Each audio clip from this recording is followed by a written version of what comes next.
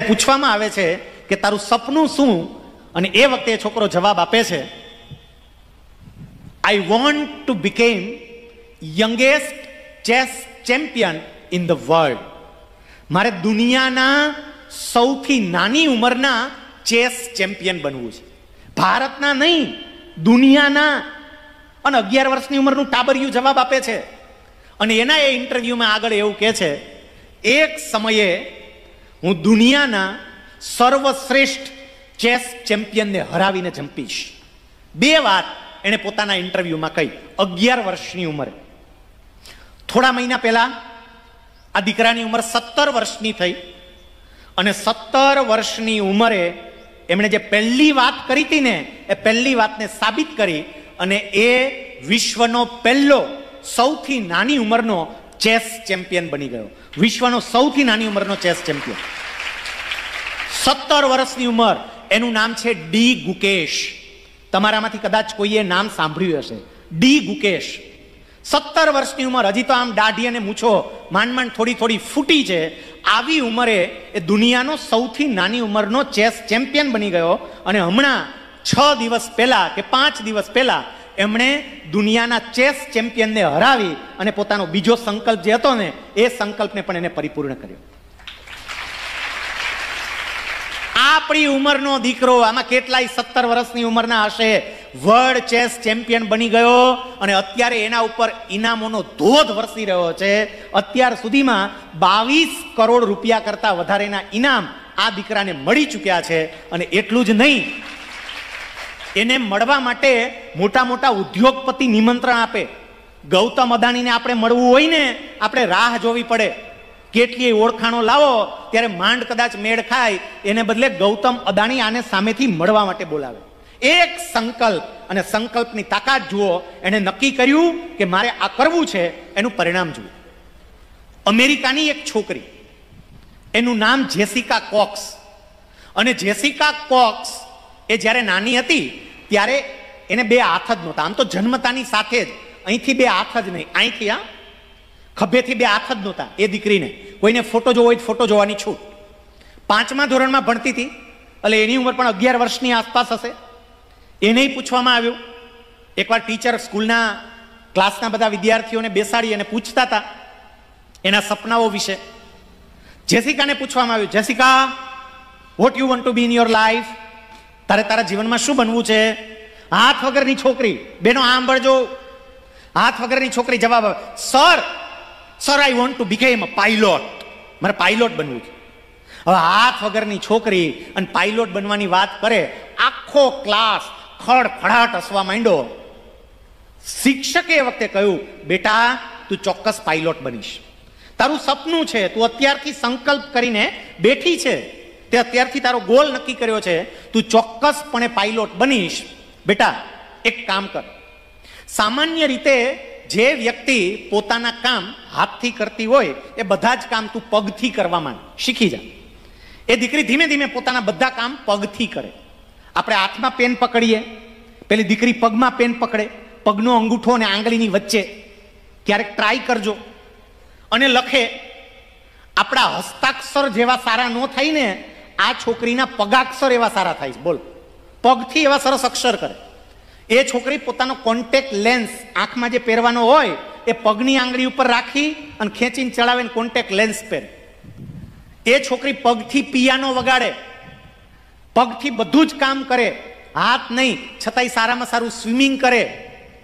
એટલી વાત તો ઠીક છે, પણ તમે હાથમાં મોબાઈલ લો અને મોબાઈલ લઈ અને તમારે કંઈ ટાઈપ કરવું હોય, આંગળીઓ વડે ટાઈપ કરવામાં તો ફાવે, પણ પગની આંગળીથી કેમ ટાઈપ થાય? આ છોકરી મોબાઈલ ફોન ઉપર ટેક્સ્ટ મેસેજ કરવાના હોય તો પગની આંગળીથી ટાઈપ કરે. એનો સંકલ્પ કે મારે પાયલોટ બનવું છે. 24 વર્ષની ઉંમરે અમેરિકન ગવર્મેન્ટે આ દીકરીને પગથી પ્લેન ઉડાડવા માટેનું કાયદેસરનું લાયસન્સ આપ્યું, અને દુનિયાની પહેલી એવી પાયલોટ છે જે પગથી પ્લેન ઉડાડે છે. એને હાથ નથી. બોલો, હવે જરા તમે વિચાર કરો. મેં તમને જે વાતો કરી સાહેબ, મેં તમને અમેરિકાની વાત કરી, મેં તમને દક્ષિણ ભારતની વાત કરી, અને હવે આપણા ગુજરાતની વાત કરું. કે વ્યક્તિ સંકલ્પ કરે તો એ સંકલ્પનું પરિણામ શું હોઈ શકે.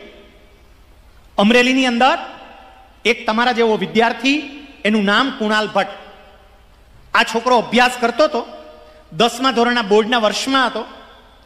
એને 3 બહેનો, એક ભાઈ, પરિવારમાં કમાનારા એના પિતા એક. એના પિતાને કેન્સર ડિટેક્ટ થયું, કેન્સર મોઢાનું. 10મામાં હતો છોકરો, અને કેન્સર સીધું જ 3જા કે 4થા સ્ટેજનું કેન્સર ડિટેક્ટ થયું. એટલે હવે જીવવું જેના માટે મુશ્કેલ હોય એવી સ્થિતિ હતી. શું પરિસ્થિતિ થાય આ પરિવારની? સાંભળજો બધા વિદ્યાર્થીઓ કે વ્યક્તિ કેવી રીતે પોતાની કારકિર્દી બનાવતા હોય છે. સાહેબ, આ દીકરો 10મા ધોરણની બોર્ડની પરીક્ષા આપી ત્યાં સુધીમાં એના પપ્પાનું કેન્સર એટલું વકરી ગયું, સારવાર માટે ભારતની જુદી જુદી કેટલી નામાંકિત હોસ્પિટલોમાં દોડાદોડી કરી, અને જે કંઈ પણ પરિવારની બચત હતી ને એ પરિવારની બચત ખતમ થઈ ગઈ. દીકરાએ 10મા ધોરણની બોર્ડની પરીક્ષા આપી. એનો સંકલ્પ હતો કે મારે ડોક્ટર બનવું છે. મારા પપ્પાને કેન્સર થયું, આવા કેટલાય પપ્પાઓને કેન્સરો થતા હશે, મારે ડોક્ટર બની અને લોકોની સારવાર કરવી છે. આવો સંકલ્પ એને 10મા પછી કર્યો. 11મા ધોરણમાં ત્યાંની જ એક સ્કૂલમાં એને એડમિશન લીધું. એનું 11મું ધોરણ ચાલ્યું. બીજી તરફ એના પિતાના આ ચહેરાનો એક આખો ભાગ એ કાઢી નાખવામાં આવ્યો. પરિવારની પરિસ્થિતિ સામાન્ય, હવે માથે થોડું દેવું થવા માંડ્યું. એ દીકરાએ માંડ કરીને 11મું ધોરણ પૂરું કર્યું.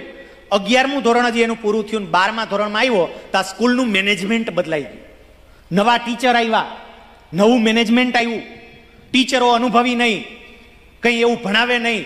અને બીજી તરફ પેલા છોકરાના પપ્પાનો ચહેરાનો બીજો ભાગ એ પણ કાઢી નાખવામાં આવ્યો.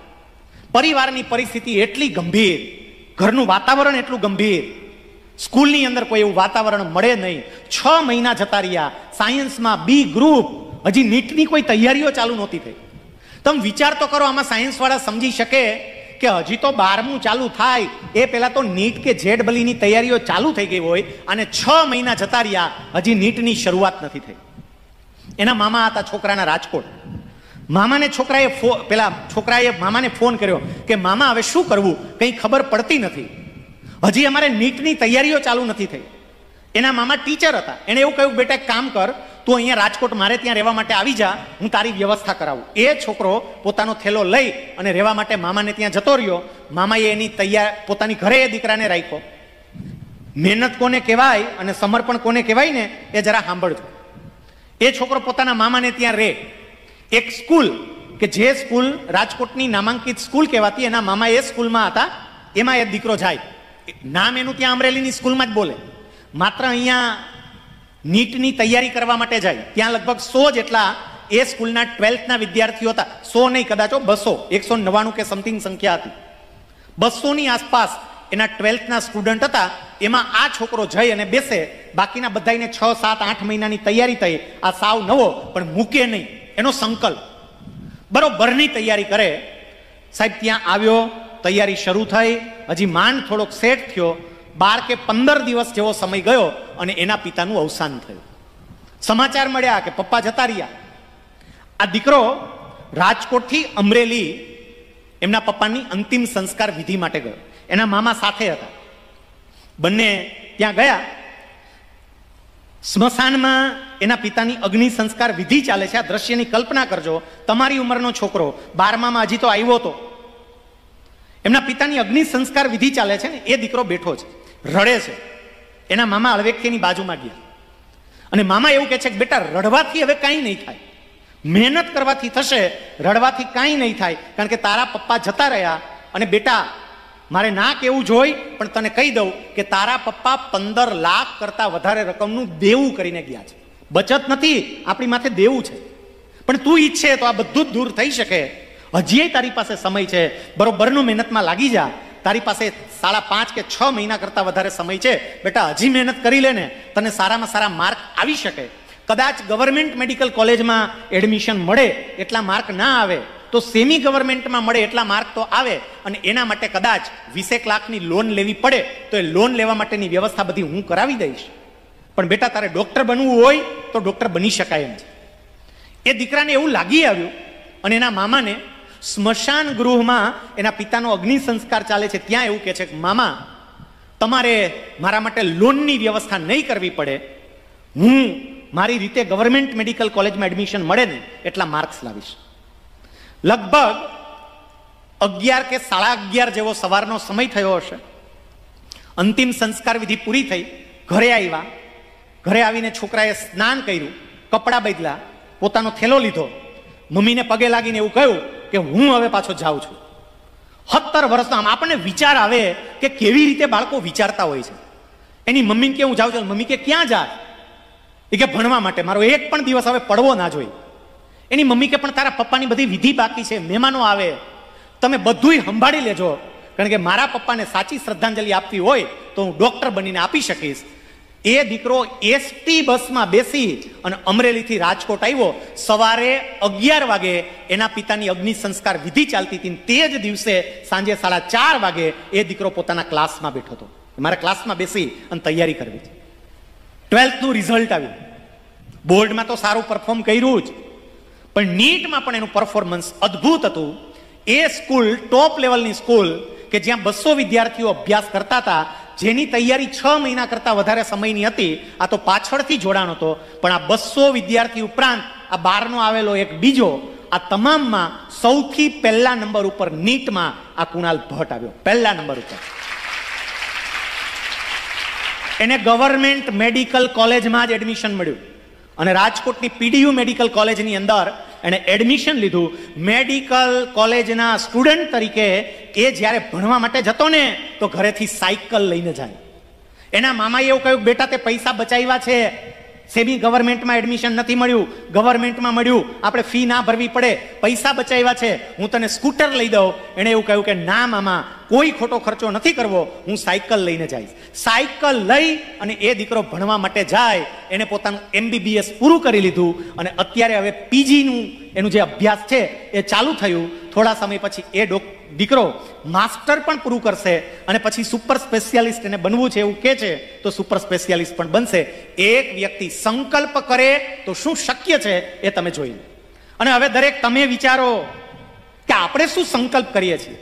મિત્રો એટલું યાદ રાખજો, આપણને એવું થાય કે સાહેબ તમે આ બધી વાત કરો ને, આ તો બધા બહુ સમૃદ્ધ માતા પિતાના દીકરા દીકરીઓ હોય, એની પારિવારિક પરિસ્થિતિ એવી હોય, સાહેબ એની આર્થિક પરિસ્થિતિ એવી હોય, એના પરિવારમાં બધા ભણેલા. અમે તો ગામડામાં રહેનારા, મમ્મી દાળીએ વહી ગઈ હોય, પપ્પાઈ મજૂરી કરતા હોય, ક્યાંક કારખાનામાં કામ કરતા હોય, અમે શું કરી શકીએ? મેં તમને જે કંઈ પણ ઉદાહરણ આપ્યા ને એ બધા જ ઉદાહરણ આપણા જેવા જ દીકરા દીકરીઓના ઉદાહરણ છે કે સામાન્ય પરિસ્થિતિ વાળા પણ ક્યાંના ક્યાં પહોંચી શકે, તમે પણ એ કરી શકો. એટલે ક્યારેય તમારી જાતને સામાન્ય નહીં સમજતા. તમારા બધામાં એક ક્ષમતા છે. આવી જ્યારે આપણે વાત કરીએ ને એટલે કેટલાક વિદ્યાર્થીઓ એવું કહે કે જો આ ભાઈ વાત કરવા આવ્યા ને એને મોટિવેશનલ સ્પીકર કહેવાય. અને મોટિવેશનલ સ્પીકર એટલે શું કે મોટી મોટી વાતો કરે, એવી મોટી મોટી ગાભા ફાડી નાખે એવી વાતો કરશે અને આપણને એવા પંપ મારશે, એવા પંપ મારશે, એવા પંપ મારશે, આમ એવા ફૂલાવીને ફાડકો કરી દે ને. આ લોકોનું કામ જ આવો. સમજી રાખજો, હું તમને જે કંઈ પણ વાત કહી રહ્યો છું ને આ માત્ર ને માત્ર ફૂલાવીને ફાડકો કરવાની વાત નથી, આ નરી વાસ્તવિકતા છે. મેં તો ખાલી તમને 2-4 ઉદાહરણ આપ્યા. તમારી આસપાસ આવા ઢગલા બંધ ઉદાહરણ હશે કે જે લોકોએ એક સંકલ્પ કર્યો હોય અને એ સંકલ્પને કઈ રીતે ચરિતાર્થ કરે. હમણાં જ અમે ત્યાં સ્ટાફ રૂમમાં બેસીને વાતો કરતા હતા. બટુકભાઈએ જ્યારે આ વિસ્તારની અંદર આ શાળા શરૂ કરવા માટેનો વિચાર કર્યો કે ગ્રામ્ય વિસ્તારના વિદ્યાર્થીઓ એનામાં ક્ષમતા હોય, ટેલેન્ટેડ હોય અને છતાંય ભણે નહીં, મોટું સપનું જોવે નહીં, આપણે ગ્રામ્ય વિસ્તારમાં અદ્ભુત શિક્ષણ આપે એવી શાળા ચાલુ કરવી છે, એવો એમણે સંકલ્પ કર્યો. અમુકે કીધું એ છે એલા શાળા શરૂ કરવી ભાવનગરમાં કરાય, તળાજામાં કરાય, આવા નાના ગામડામાં ક્યાં કરવી, ટીમડા આવા ગામમાં શાળા કરવાની કહ્યું હશે કોઈ કે. પણ એમને કહ્યું કે ના, મારે ગ્રામ્ય વિસ્તારના વિદ્યાર્થીઓ માટે ગામડાની વચ્ચે રહીને કામ કરવું છે.